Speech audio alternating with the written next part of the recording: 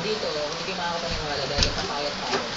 Payat na ako, payat pa ako dahil sabi sa Andres yun, susuotin yung costume sexy. Plastic man, malapit ako ngayon kung September, 2010.